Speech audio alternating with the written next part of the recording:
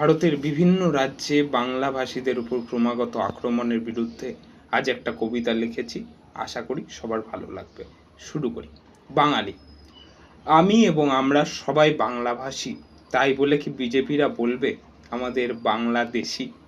বাঙালিরা যখন পার করছে এই বাংলার গণ্ডি, বাংলাদেশি সন্দেহে তাদের করা হচ্ছে বন্দি।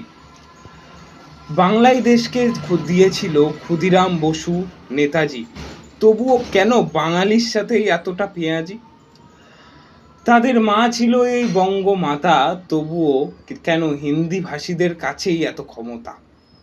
আজ থেকে প্রায় ৮০ বছর আগে চলে গেছে ব্রিটিশ, তবুও ধীরে ধীরে বাঙালি জাতি যেন হচ্ছে ফিনিশ। আমরা এবং সমস্ত বাঙালিরা দেখছি সিনেমা হিন্দি, তবে তারাই কিন্তু চটকাচ্ছে বাঙালি জাতির পিণ্ডি। বাঙালি যেন ভাবছে হিন্দি ভাষীরা আমাদের রাজা, তবে তারাই বারংবার অহেতুক দিচ্ছে বাঙালিদের সাজা। রাজনীতিতে আজ ভাগ হচ্ছে ধর্ম, মানুষের কাছে কেন নেই কর্ম? তুমি কে, আমি কে, বাঙালি বাঙালি বাঙালি খেপে গেলে কি করে সামলাবি? জয় বাংলা।